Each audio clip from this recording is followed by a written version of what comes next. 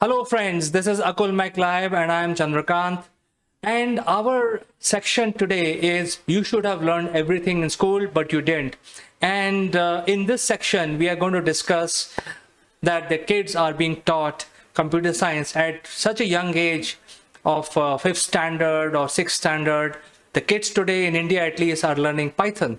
They are becoming programmers. And what is the cause and effect of that? To discuss this very important subject, I'll be joined by a very senior industry colleague of mine from UK. Before I start this, I have to tell you that now you can get connected with us by pointing your camera on this QR code from your mobile and you will get instantly connected with us. So don't go anywhere, friends. I'll join back after a short break along with my guest.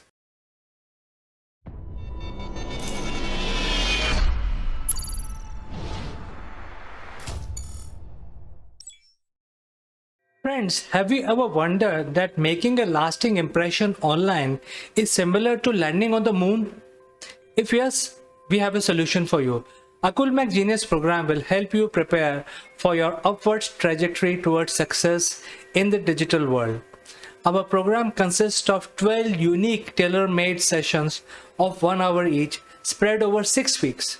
Akulmach Genius program provide you practical knowledge about how to optimally use online video platform with lights, action, camera, as well as crash course in using virtual screens. The program also includes a session on the grooming and online etiquettes, which are important for running your online sessions and webinars. At the end of the program, our participants would be allowed to make their own videos, which will be published on a very popular business channel called Akulmach Live.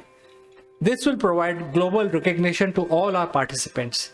If you like what you hear, then using the link in the description below, join the program straight away or visit www.akulmach.com and click on Genius program to know more.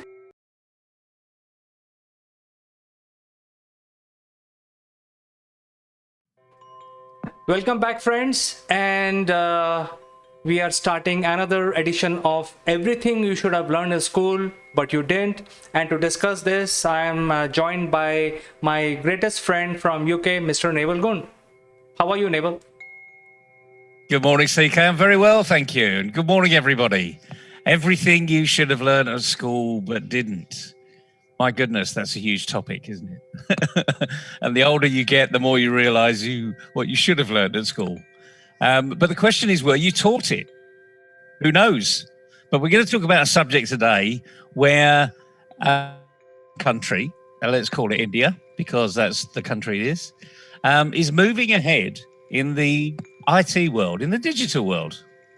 Because for the last few years, school children as young as 4 or 5 have been learning digital skills, proper IT skills.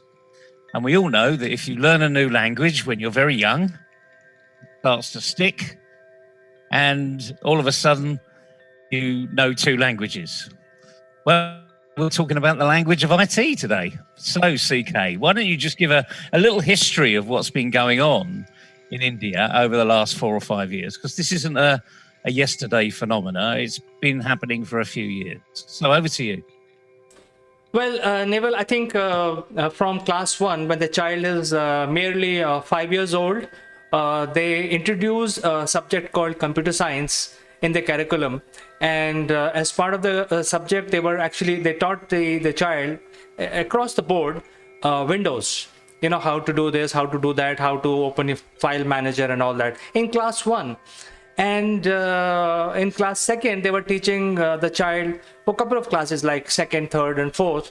They were teaching child how to use MS Office, how to create Word, presentation, and all that.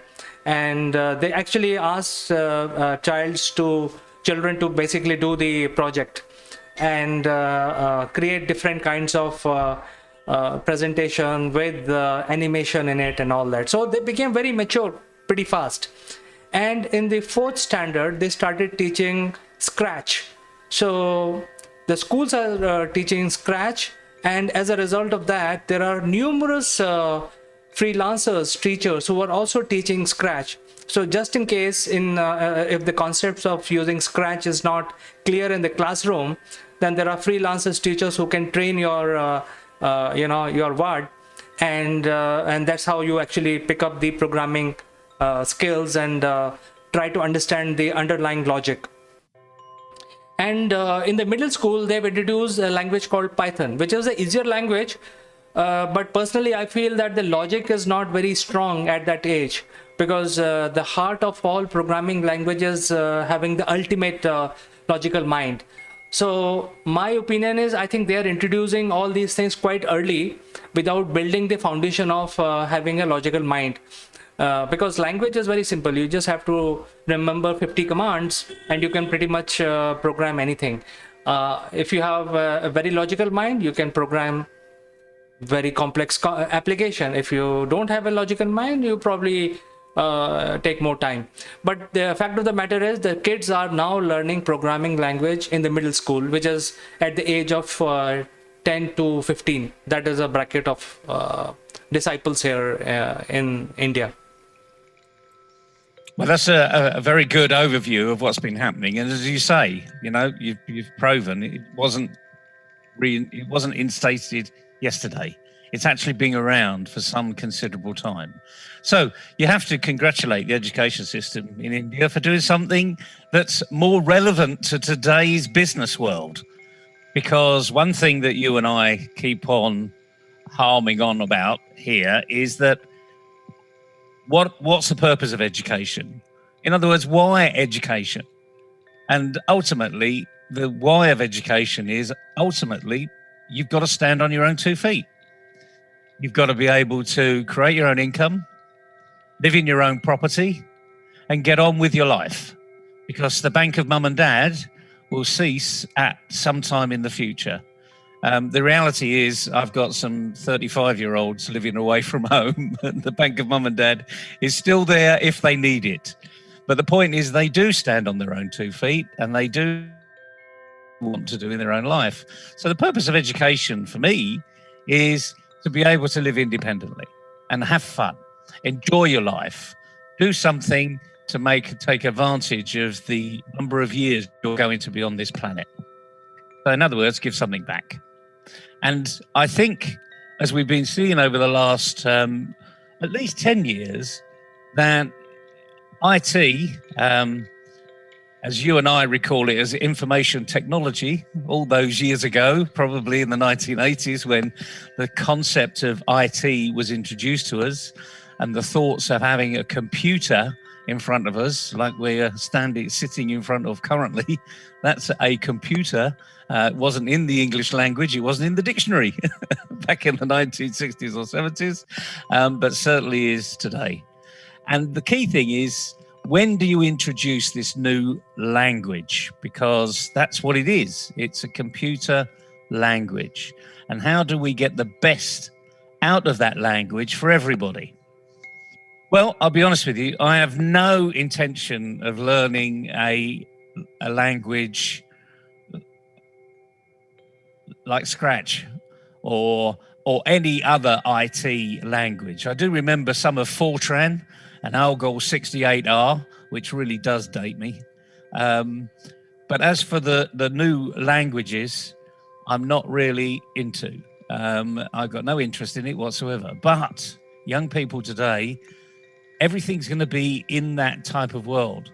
So they're going to be exposed to it. It's a bit like saying, you need to learn English because English is the business language of the world.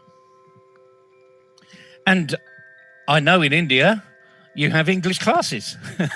Funnily enough, in England, we have English classes, but they're probably slightly different English classes.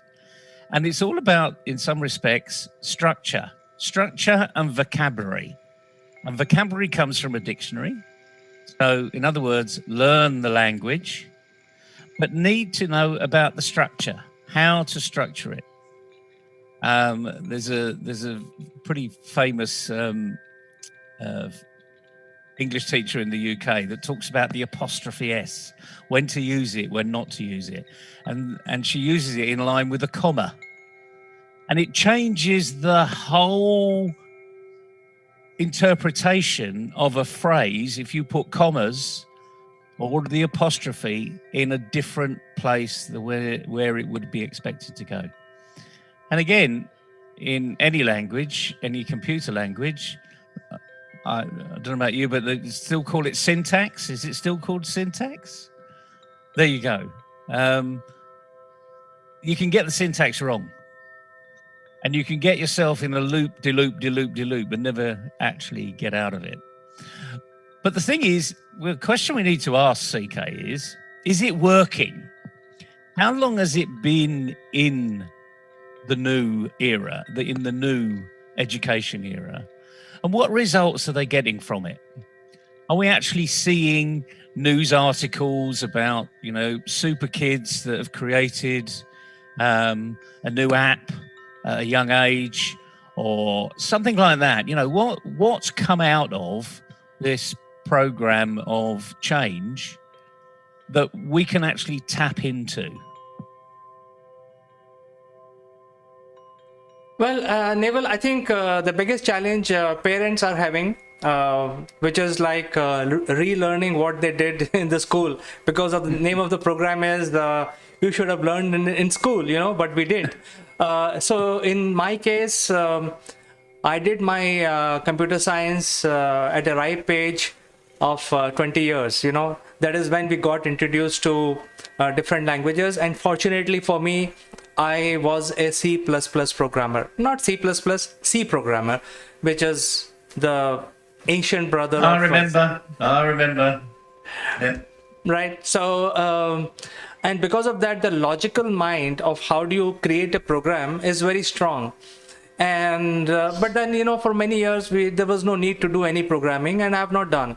But the logic is like there is if this condition, else this condition, else this condition, all that loop, and the syntax is very clear, and that gives me advantage over other parents that I can pick up any language. And because of this change in the curriculum, and we have to teach our children, I have downloaded a fresh new compiler called Android Studio, and that will give me a chance to create something new, some other application in my free time, and also be able to help the kids with their programming challenges, because programming is not easy.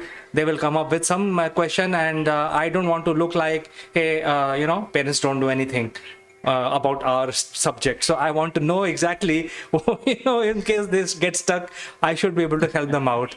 It's pretty much like mathematics. Hey, the dad doesn't know how to add things. I don't want, that kind of statement coming from the kids. So I think that is a real change which is happening now. And kids have to have logical mind. Again, I'll say that, I think their logic is not so well developed. So they have to get, apart from teaching language, they must introduce logic development classes also in the school. That's what my feedback would be. Well, I think you're right. I mean, because learning a new language is a component of two parts: being able to speak it and being able to write it. So being able to speak it, you don't necessarily need an in-depth arena of structure. But being able to write it means you do need an in-depth structure. And the interesting thing is, when we come to programming, it's not about speaking, it's about writing. So in many respects, I totally agree with you. You do need to have a logic flow, a structure around it. In certain languages, in German, I seem to recall TMP, time, manner, place. And that's the structure of the written and the spoken word. And if you get them mixed up and you start to talk to a German, they'll look at you as though, what planet have you come from? And, other languages, like English in many respects, you can almost do anything you like with regards to structure. But then again, when you're in a very formal arena, you need to know what that structure is. So I think my question is, what evidence now have we got from the education system that a change is happening. I know this has only been around for a few years, but the key thing is the rest of the world will be looking at what India's done, and indeed, what China and Korea have done, because they've been doing this for some time. And are we treating IT or computer science, as I sort of prefer to call it, because it's a bit of a wider topic? Are we just treating it as a subject? So that the answers at the back of the book don't look because it's cheating? Or are we treating it as this is fundamentally what you need to do and know to have a future life? So, for instance, we all need to know how to use Word, Microsoft tools, MS Works, etc. And project management comes out of there because there's a tool for that. And these are all great tools to help us succeed. To be honest with you, I can't remember the last time I created a spreadsheet. It was a few years ago, and it was quite a complicated spreadsheet, nested spreadsheet, as I recall. It was on a financial consolidation projection system. But I use it all the time. So it's not that I've created it now and I use it and I create more and more and more, but I use it. And so therefore it becomes a good tool. And I think as we get older, let's just talk about young people. They need to know the difference when you go to their toolbox. What's the difference between a screwdriver and a wrench, a hammer and a chisel? And that once you know that these tools have uses, then you can apply that tool to whatever you're doing. I hope this is making sense. I mean, but it's really as simple as that. You don't ask a painter to paint a wall without a paintbrush. Because otherwise you're just throwing the tin of paint over the wall and then smashing it all over with your hands. I do hope that from this IT arena that young people are learning something about how it can make their life easier, when they become adults in their future life. And I hope they're enjoying it. That's the other thing. So as I say, have you seen, your kids are right in that age group. In fact, I think your daughter's probably one of those that have been learning Python. I mean, how do they feel about it? What's their take on it? Are they excited by IT? And consequently, how is the level of excitement different from any other? Bit of a big question, really. But you've got two young kids and they're going through it. So what do you think? Where are they? Neville, you mentioned about English as a subject. So let me start by informing you that, we have 3 languages compulsory in any school. So which is English, Hindi, and one of the local languages. And these are all compulsory.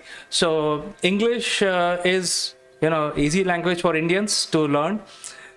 Hindi is twice as difficult. And it is quite funny because it's our mother tongue, but it is twice as more difficult than English. And the third language is even more difficult. And now you have a computer language. So I think to answer that, they are definitely enjoying, but there is more workload.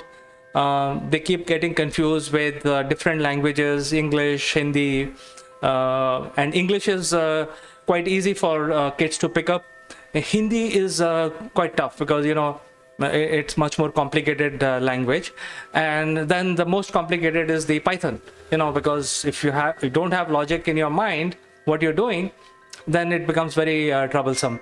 So I think that is where the kids are, and every kid is not similar because my younger one can actually write Python code even though he is not studying. But my daughter faces some problem. I'm sure out of 40 students in a class, not everyone will be able to write Python. They can probably copy it and feel very good about, something running on the screen. Hey, I created this triangle, which is now going like a snake. They can do all that. But I think the idea has to come in from the logical mind.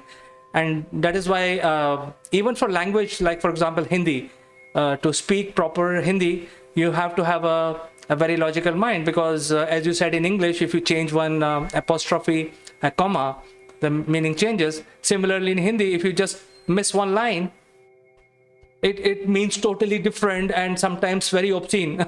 So you have to be very careful with languages, and also true for Python as well. It's very true, but I think one of the beautiful things in the IT world is it is cut and paste. I mean, the majority of people have done this before, and so you can actually pull down a bit of code and use it and see what happens. So I think the nice concept of open source and sharing. And in fact, Tim Berners-Lee, the creator of the internet, that's what he wanted to do. He wanted people to utilize it, share it, use it as a tool, get the benefit out of it. Unfortunately, as we know, the internet has become something else, and people are subject to grooming, and you need to be more resilient.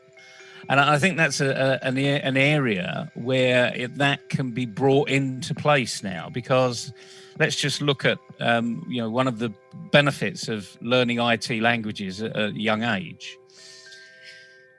You can see the benefit of the tool, but hopefully teachers realize that young children in particular need to be building up their resilience around using these tools, using the internet.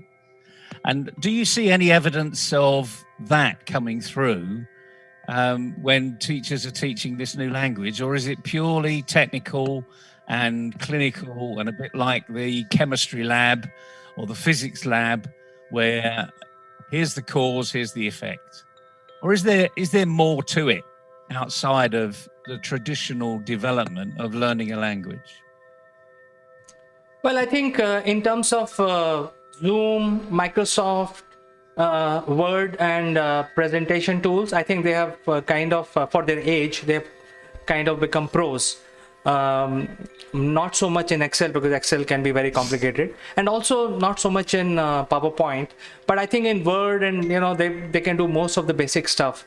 When it comes to programming, I think it's all cookie cutter, as you said, cut and paste. So teachers tells them to do this, copy this code, learn the concept behind each command. So they are not able to come out with an idea by themselves and create a program to do things. For example, when we were learning, we were given task of creating a diary software, for example, where the software should be able to store a date, a calendar, and the name of the person, addresses probably. So you have to create database, you have to create the program, and you have to create interface for creating a normal stuff like a diary. So things like that. I don't think they have reached that level of imagination where they can create programs by themselves. Well, I think that that's the next logical way forward, so that they can actually take a stand back and say, why am I doing this? What's the desired aim? Rather than just making a triangle do flips and jump through hoops, which is all great. I mean, it's really good to see that you can do things and write things to make that happen. But sooner or later, we're going to get young people really focused on this question, why? And you remember your children before they went to school, CK, when you were going on holiday or even going down the shops and they're in the car, are we there yet? What's that? Why is that happening? Why are we doing this? What's over there? And kids are great at asking questions. And eventually, I think what we'll do here is by this new language, because it is a language, let's face it, it's simple. It's a language and it's a tool to a result. Once they really start to learn it, they're going to ask the question, why? And I hope teachers are prepared to answer the big question, why am I doing this? What's in it for me? Where's this going to take me? Why do I need to learn this? How will Python affect the rest of my life? What's the point of Microsoft tools? These are huge questions. And 4 and 5-year-olds probably asked them, but never responded to. But let me tell you, once you get to a teenager, we need to be prepared with those answers. And a lot of the answers are going to come from the individual. So if they say, how's Python going to impact the rest of my life? A smart teacher might say, or a parent might say, well, what do you want to do with your life? Where do you see yourself, when you're my age, or even half my age, or your uncle's age, And therefore it gets them to think a bit more about the question they've asked. And that's maybe when good communication between teacher and child and parent and child and even grandparent and child will start to come to fruition. And we will get to think, because that's another part of introducing this IT wonderful language. It's getting them to think. And I actually think, although logic is a really big part of what they should be doing, once they start to think about it, they'll be questioning the logic themselves. So once they become entertained by the opportunity in front of them, then they'll start to make their own rules. They'll start to say, well, I need to go and do this as well. If I do this, it's going to be better. And the best way anyone learns is to work it out for themselves. As you well know, this is about actions and doing. So I applaud, the change in the education system to bring in IT skills. I'd like to see a country that's bringing in finance skills or money management at that young age, because that would be a fantastic trip to do as well. And again, more practical than ever, because if you go to university, you need to know how to budget. And most students run out of funds after their first semester. So there's a gap in the marketplace there. Actually, you mentioned about the college. There is a joke which I want to crack with you. And the joke is about that, one of the guy actually asked his parents to send money for buying a book. But parents were very smart and they sent the book instead. So he was crying, oh, I asked for money, but my parents actually sent me the book itself. So, such things happens. But I think since the name of the program, our program is You Should Have Learned, but You Didn't. And that is why I think one of the challenge when the questioning start, as you mentioned, that questioning will happen. And in the old days when we were studying, and if my dad doesn't know math sum to solve, okay, dad can't solve it, I have to go back to teacher only. That was a situation that time. Similarly, now there will be a question about some logical stuff, some command, and I don't want to get into that situation, and that is why I'm going to brush up my programming skills. And the latest stuff which is available for me is Android, and I'm going to do something crazy on Android Studio. So that is my way of tackling this situation. And I'm also gearing up for the future. When the kids actually start becoming real good programmer, I should be also growing with them. You hit a nail on the head there, and I'm not sure we should go down here, but I'm going to do it anyway. One thing that we do know is that a child, especially a young child, thinks their parents walk on water. They know everything. They're wonderful, Not all the time, obviously, but the majority of the time, children really do look up to their parents for guidance, for reflection, to see, I remember saying, oh, my dad does this, my mum does that, Be proud about it. And the nail you just hit smack on the top of the head was, if I ask my parent how to do something and they don't know, what is that saying to the child? In other words, you've put your parent on a pinnacle here, and your teacher's on a similar pinnacle over here. And you look at your parents and you say, can you help me do this? And your father turns around. And I'm sure you've said this before. You know, I heard my father say it to my kids before. I don't know how to do that. You know, you need to go and ask your teacher. And I think the answer there is if your parent that you put on a pinnacle doesn't know how to do it, then all of a sudden the child is going to say, well, why do I need to do it?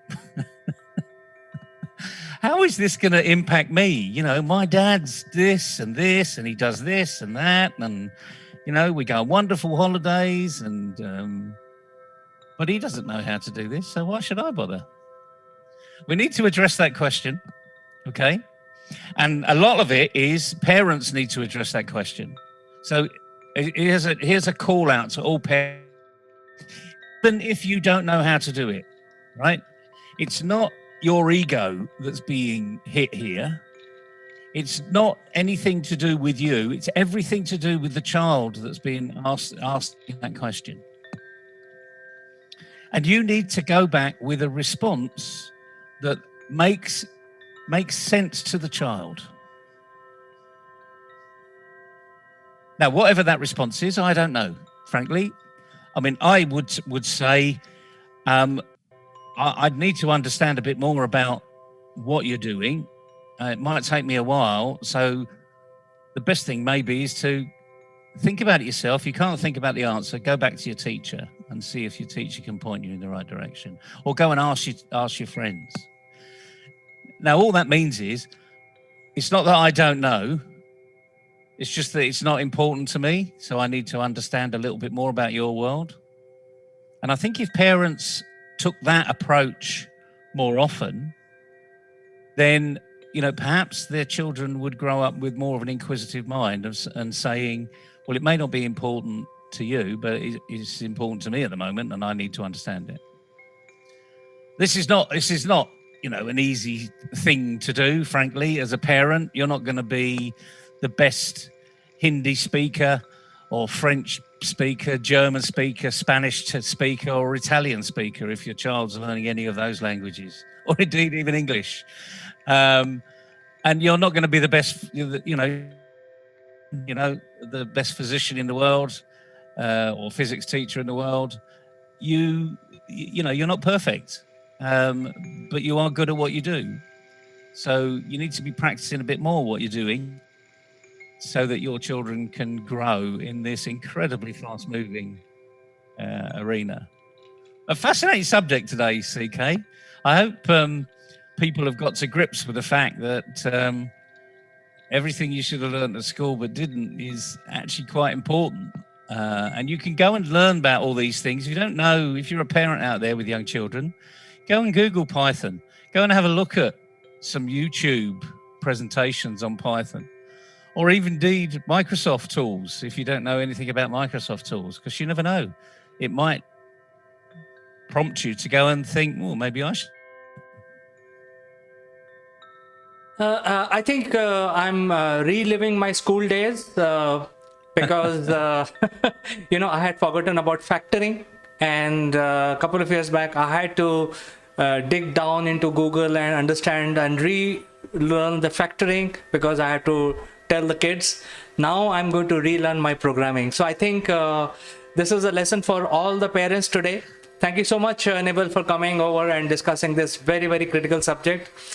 Everything you should have learned in school, but you didn't. We will catch up next Friday again on the same show. Good stuff. All right. Good luck, everybody. Have a good weekend.